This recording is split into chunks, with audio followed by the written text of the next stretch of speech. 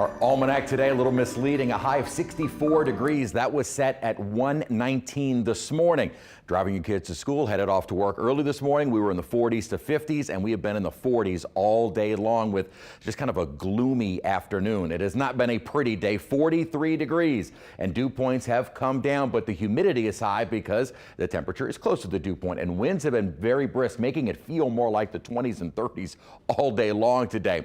That's not going to get any better, as we're expecting even colder air and that chance for maybe some wintry weather overnight tonight. You can see what's happening at the surface, a north wind, but aloft we have this almost southwesterly flow. That's where all the moisture is coming from, and the disturbance out to our west is what will be sending in that rainfall. Now the big question is, does the timing of the sub-freezing temperatures coincide with the rain? And if it does, where exactly is that going to happen? We'll try and break that down for you. But as far as radar goes, it's still offshore south of Morgan City, so the rain is not here yet, but it will be increasing later this evening and into the overnight. Temperatures are in the 30s and 40s, so where temperatures are right now would not support any kind of frozen precipitation. It's what's coming in overnight tonight that would support it, and winds have been very brisk, again, making it feel colder than it actually is. Here is that cold plunge that is surging south, and it's going to hold with us through the weekend and even going into next week with likely another reinforcing front, so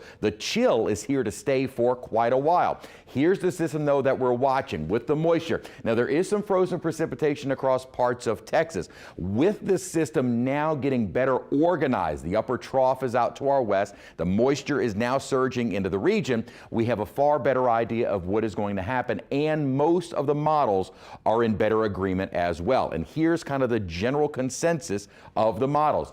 Here comes that moisture during the overnight period. As we go into the night, most of it is going to be confined to the South Shore and down toward the coast. After midnight, may see some of that overrunning moisture coinciding with some sub-freezing temperatures, but the moisture to the north looks like it's going to be fairly limited in extent. So what we do see should be more patchy or isolated areas of perhaps a little sleet or frozen rain. So our ice threat early tomorrow morning should also be fairly limited. And again, the only areas that we're expecting this to happen would be on the North Shore and areas farther to the west. In the city and down toward the coast, it is only going to be liquid rainfall. This is our high resolution model. Again, saying basically the same thing, maybe overplaying it a little bit. Has the rainfall on the South Shore right through midnight, and any kind of frozen precip would be more isolated, kind of spotty, and up to the north and areas to the west. So the river parishes,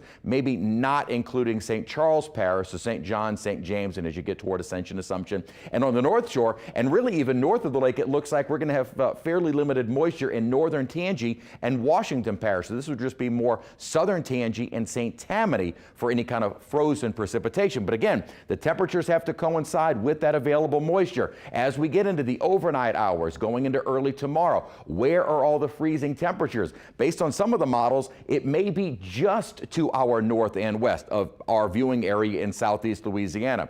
So it's a matter of temperatures by just a couple of degrees. Normally, that wouldn't make too much of a difference in our forecast, but 32 compared to 33 does make a huge difference with regards to seeing any kind of frozen precipitation overnight tonight. So in those areas that we could see it, it's going to be more isolated west and north. The areas highlighted in green is where we're expecting just liquid rain and more of a wet road condition early tomorrow. Tomorrow during the day, though, high temperatures will stay in the low 40s. Then as we get into the weekend, Saturday, Sunday morning, we're looking at the threat of a hard freeze north and in the river parishes. All right.